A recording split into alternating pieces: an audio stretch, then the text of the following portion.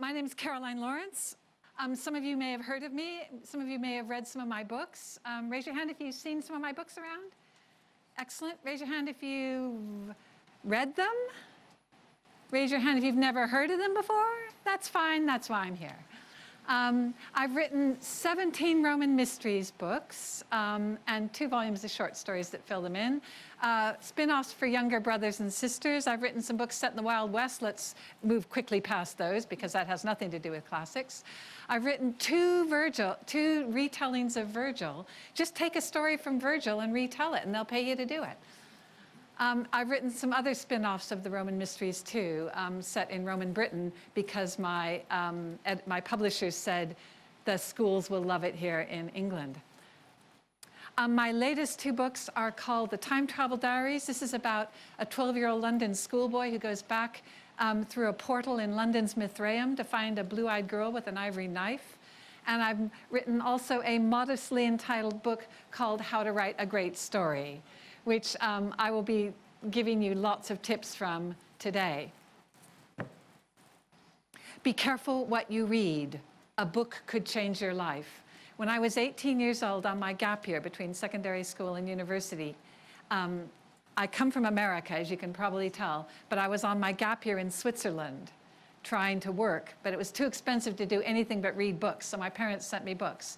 And I read this book, and I read the Iliad in 1 month, and that month changed my life forever because I got obsessed with the ancient world. This is an amazing historical novel called The Last of the Wine by Mary Renault. It changed my life. It was like a thunderbolt.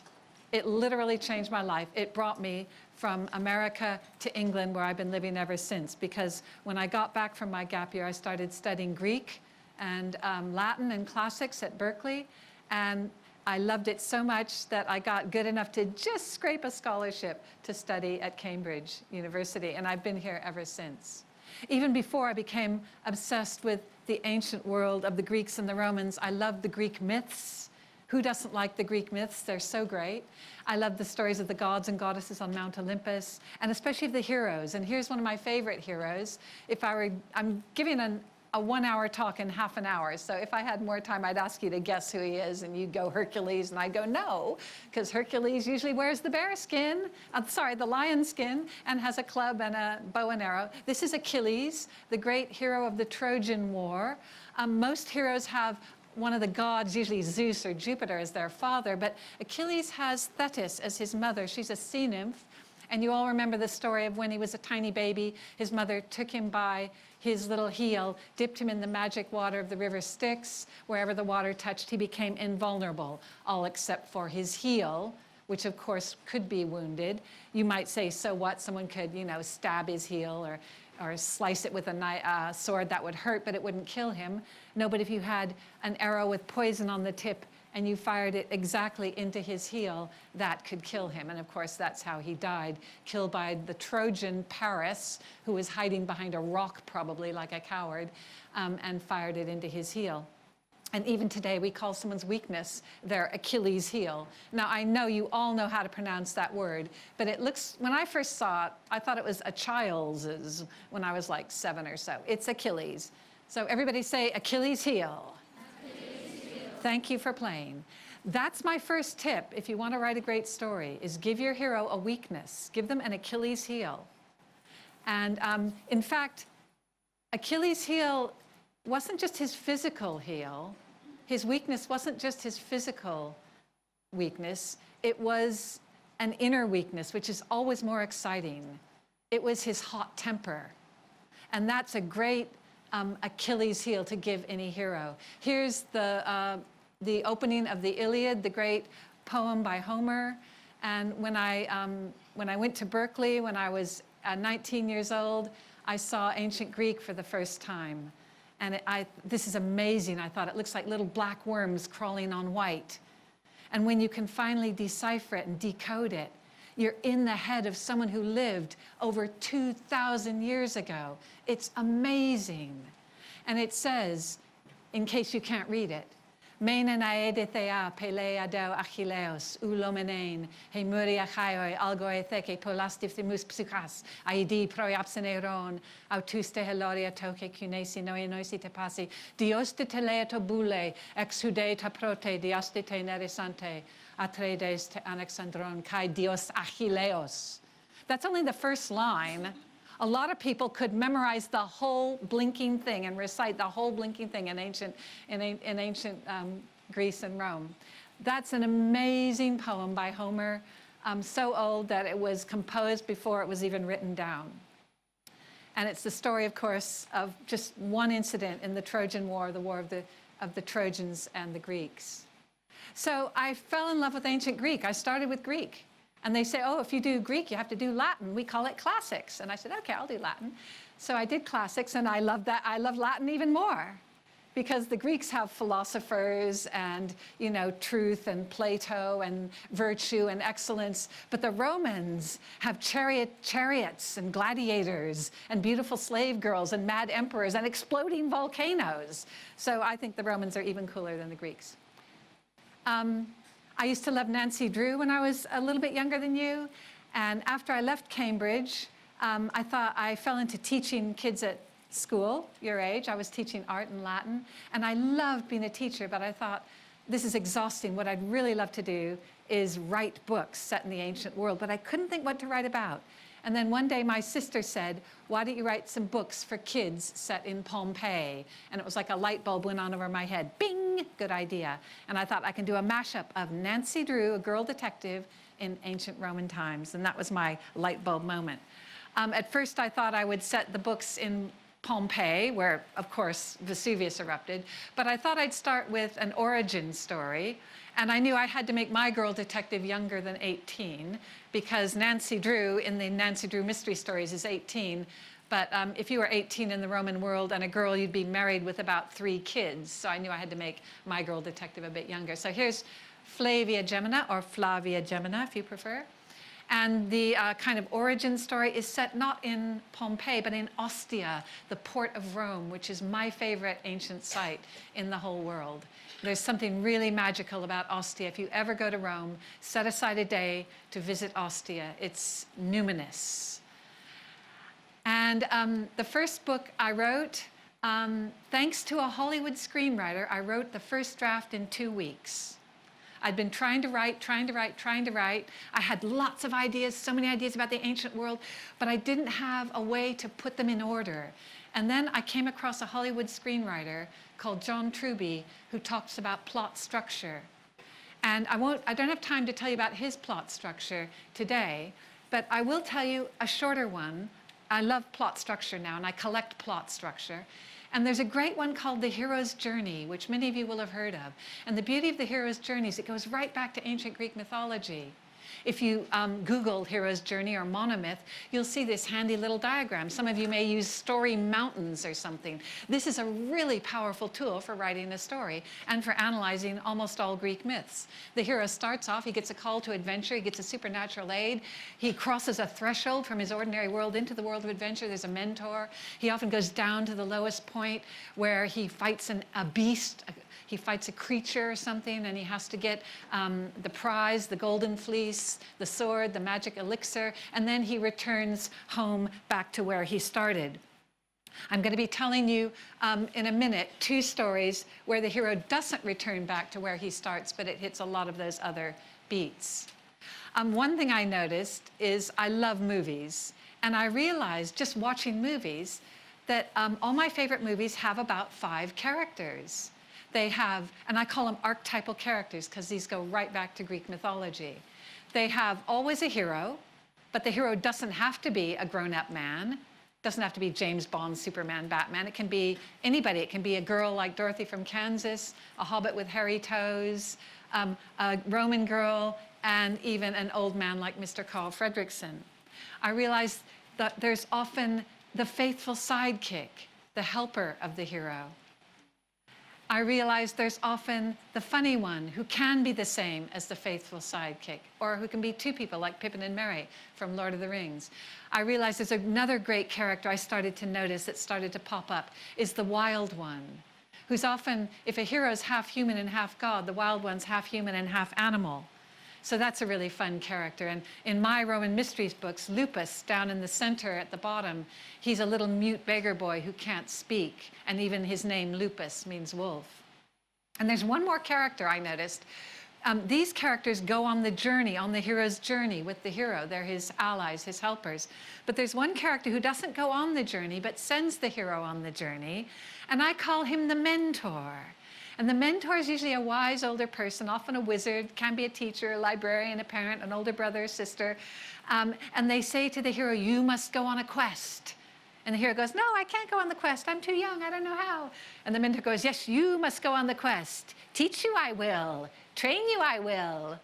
Give you a talisman I will. And the mentor gives the hero some instruction, some advice, and a talisman, which is often a concrete thing, a thing you can hold that gives the hero confidence, that shows the hero they are called on that quest. In Dorothy and the Wizard of Oz, what talisman does Glinda, the mentor, give Dorothy at the beginning of her journey when she tells Dorothy to follow the yellow brick road? Anybody want to tell me what talisman?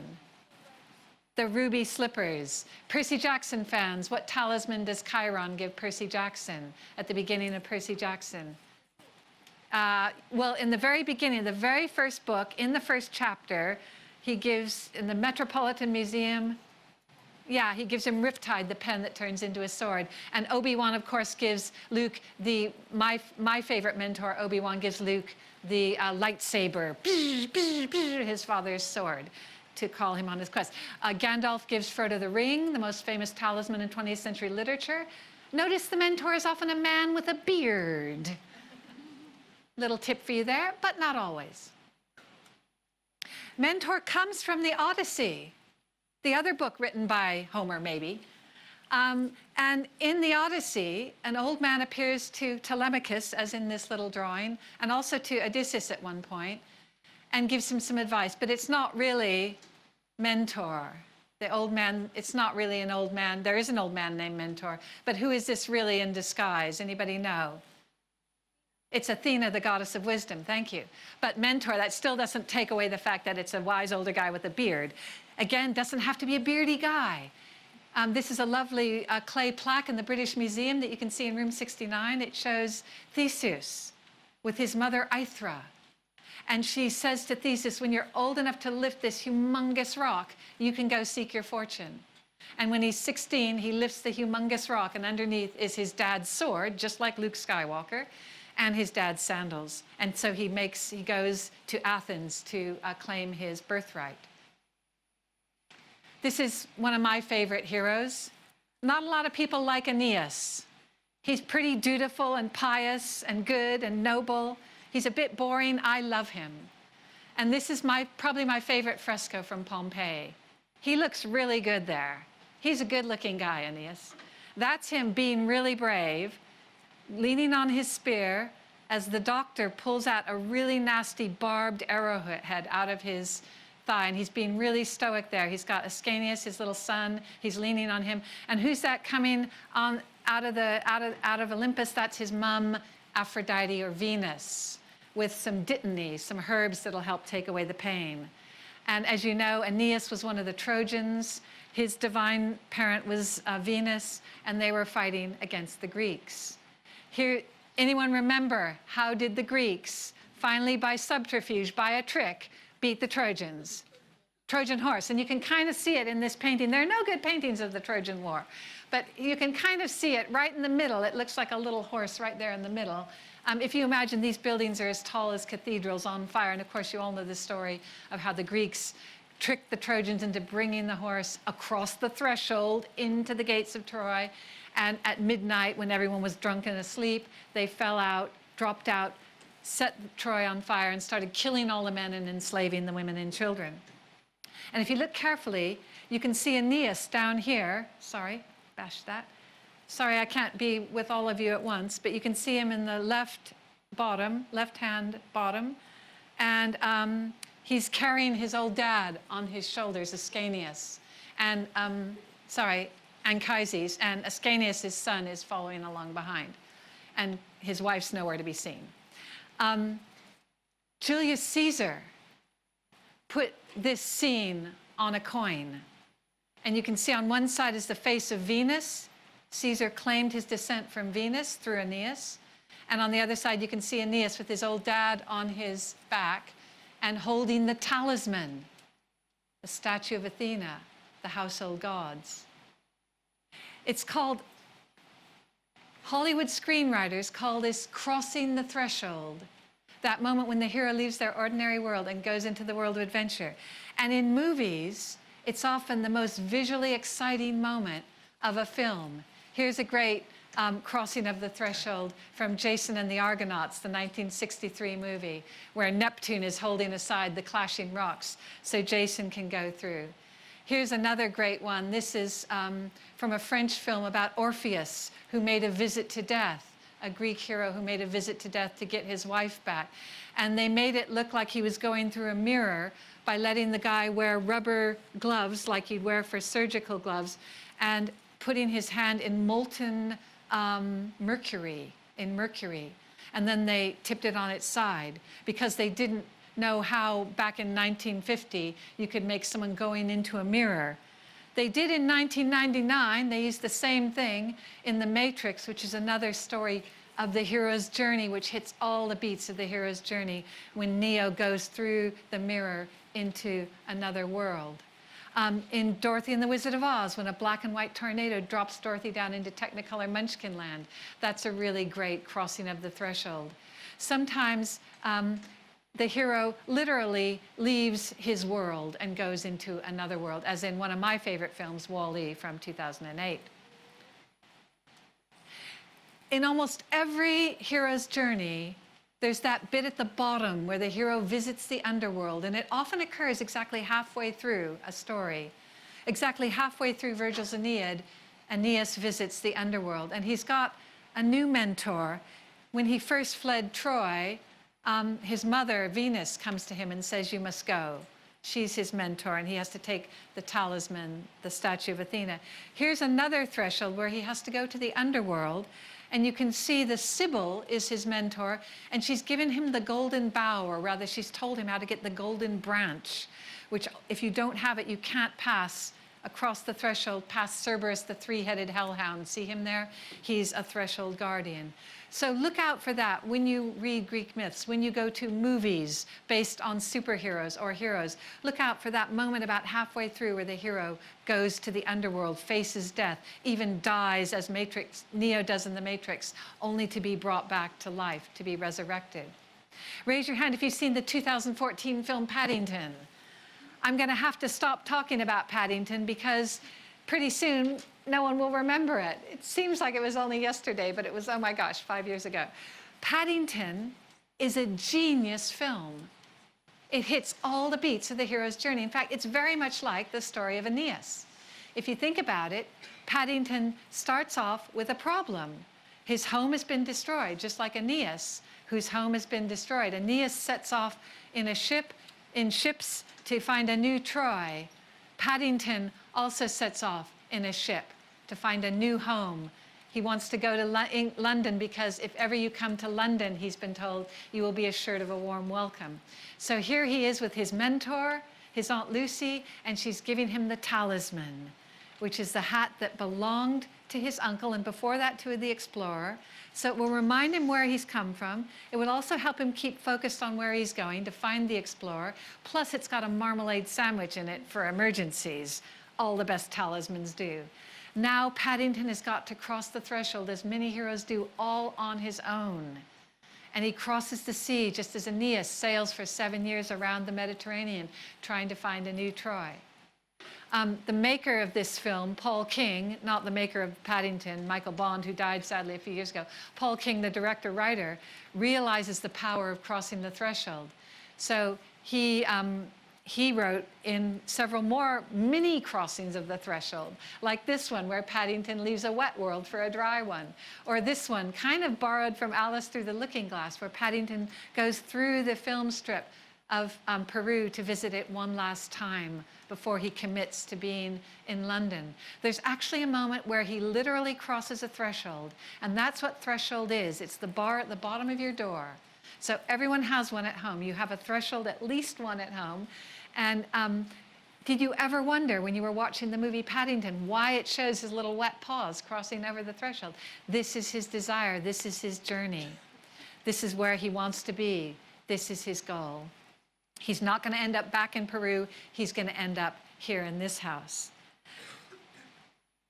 Like every hero, Paddington must make a visit to the underworld. And it occurs about halfway through. If you've seen the movie, you'll remember. He's on the top of the London Underground. Remember how scary that was the first time he went? And his little furry knees are knocking together. And as he looks down, it really does look like he's going into Hades. And at that moment, though, he gets a mentor and a talisman to give him confidence. No prize is guessing what the talisman that gives him confidence. What is the thing he gets that gives him confidence? Yes, shout it out. Yeah, he gets the little dog. If the dog is the talisman, who or what is the mentor? Who or what is the mentor? If the little dog is the talisman, what's the mentor? The person who owns the dog, we don't see them till later. Good guess, though. It's a sign that says dogs must be carried. He doesn't understand. He's standing at the top of the escalator. He's terrified. He doesn't know what to do. It says dogs must be carried. And then we cut to him to the tune of I Feel Good by James Brown. I feel good. I knew that I would now. And there he is. He's now a confident bear. That's the job of the talisman. It gives the hero confidence. Sometimes when the hero crosses the threshold, there are barriers. There are things that are going to want to stop you, and I call those threshold guardians. And we all know about thresholds. Every time you've interviewed to go into a new school or a job or to be on the team or something, you've had to cross a threshold guard, impress a threshold guardians before you can step over the threshold into that training area. Romans knew about thresholds. In fact, they believed that where the town met the graveyard, at the town gate, often shaped like an arch, or where your house met the street, it's called a limen. The word for threshold is limen.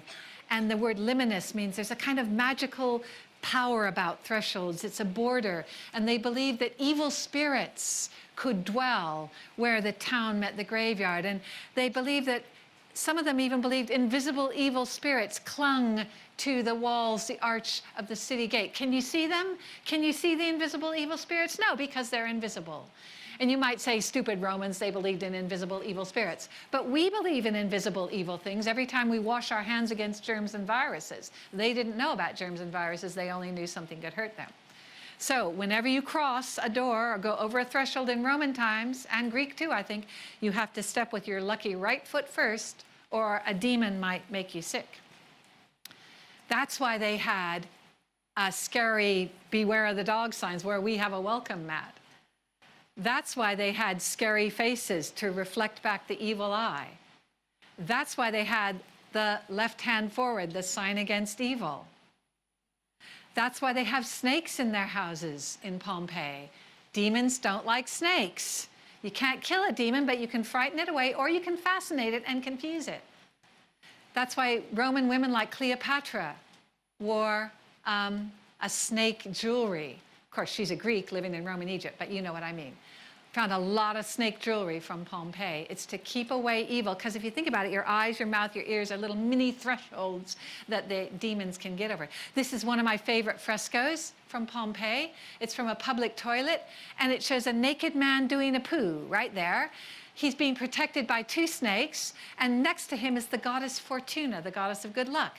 You can tell it's the goddess of good luck because she's holding a rudder that steers your life, and she's got a cornucopia, which holds all the good things you're going to get in your life. And very faintly above the man, you can see in Latin, cacator cave malum, which I've handily put above, and it means, oh man who is doing a poo, beware of evil. Because they believed that demons lived under the sewers as well as on doorways and at thresholds. And this is actually a fascinating graffiti of a demon found in Pompeii. Really good fun, little graffiti of a demon there. These are the public toilets in Ostia. My husband once said to me, the first rule of history is there was no toilet paper. What did they use? Well, they used many things. They used a leaf from a fig tree. You could use a pebble. There's a famous ancient Greek saying, 3 pebbles are enough to wipe your bottom. They could use a handful of moss, maybe a little piece of clay. My favorite bottom wiping device is my trusty sponge on a stick, because in ancient Roman times, they did not have puppy soft Andrex. And it's a little bit divisive. I'm pretty sure they had sponges on sticks. We have literary evidence. We've just found a fresco with someone using a sponge on a stick as well. Obviously, a sea sponge is quite expensive. But when my reenactor friend first gave this to me, I thought, whoa, I knew the Romans had a sponge on a stick, but I didn't realize the stick would be that long. And I phoned him up and I said, why is the stick that long? And he told me. And the reason is because of the design of Roman toilets. Here, Roman toilets, people would sit right next to each other. There'd be a hole on top, which I don't have to tell you what that's for. The hole at the front is not what you're thinking, boys. The hole at the front is for the sponge on the stick. And you can see in this lovely artist's reconstruction, my husband did this, sponge on a stick. You would just stick the sponge stick right through, have a little wipe, rinse it in the channel of running water, and leave it in the basin for the next person to use after you. First rule of history, no toilet paper. But what's interesting about this, the reason I'm talking about this, is you can see that above the toilet, above the seats, it's light and bright and airy, but down below it's slimy and wet and dark. So it's kind of like 2 worlds, and the seats are like a horizontal threshold. So you can imagine how they might think a demon could pop up from the seat. That inspired me to write my book for your younger brothers and sisters, The Sewer Demon, in which a young beggar boy in Ostia has to actually go under the sewer, cross the threshold, and go under the sewer to look for some clues. In my Roman quest book, I start off with the hero being sent on a hero's journey, and he has to cross a threshold. He's got to leave his house because men have come to confiscate his house. The Emperor Domitian's men have come to seize his house, enslave him and his parents, and his mother gives him the baby and says, you've got to go to Britannia, Juba. So he's got to cross a threshold in the very first chapter and go on a hero's journey. In my time travel book, obviously the threshold is a time portal. And in this book, my hero, a 12-year-old schoolboy called Alex, goes back in time to find a blue-eyed girl with an ivory knife who really lived and died in Roman London. We have her bones in the Museum of London. We have her DNA. So crossing the threshold is a really, really fun step. Look out for it in movies. Look out for it in books. Look out for the other steps of the hero's journey. I share lots more of my little tips and tropes in this book, How to Write a Great Story. I'm almost out of time, but I'm just going to finish by telling you one story about my sponge on a stick. I once went into a school with the little kids in year 3. They're so cute in year 3. And I was talking about my sponge on a stick. They're really cute because they hadn't started learning about the Romans. They were about to start learning. And they're going like, please, miss, were there trees in ancient Roman times? And I said, yes, there were trees in ancient Roman times. Please, miss, were there trees? Did it rain in ancient Roman times? And I said, yes, it rained in ancient Roman times. You're probably thinking of photos of Pompeii where it's hot and dry and there don't seem to be any trees. And then I said to the boys and girls, now, boys and girls, can you tell me, what do you think the Romans used a sponge on a stick for? And they don't know, unlike you, but they come up with some fun suggestions. Like, please, miss, was it for cleaning cobwebs up high? And I go, no. Please, miss, was it for washing yourself in the bath? I go, no. Please, miss, they're very polite. Please, miss, some of their answers are quite disgusting. Was it for brushing your teeth with, miss? And I, no. Please, miss, was it for cleaning your ears like a giant cotton bud? No. Now, I never laugh at them because some of their answers are very clever and well thought out. Like, please, miss, did you soak it in olive oil, miss, and light it and use it as a torch at night? And I go, no, but that shows me you know the Romans had no electricity. Well done. Please, miss, did you dip it in paint and write graffiti on the wall with it? And I go, no, but that shows me you know the Romans had graffiti. Well done. please, miss, was it for beating your slave with? I said, what a good idea. If your slave is just a little bit naughty, you could use the soft end to beat them with. But if they're really naughty, give them a good thwack with the hard end. And I was at one school, and the teacher said, if your slave is really, really naughty, you could beat them with this end after you've used it. But my favorite answer was a little girl in year 3. I'll never forget her. She was sitting right down there. I can still see her. She was waving her hand and beaming up at me, big grin. And she said, I know what it is, miss, I know. And I said, what do you think my sponge on a stick is? And she said, please, miss, is it an award for your books? And I thought, yes, the Golden Pooh Stick Award. That would be good.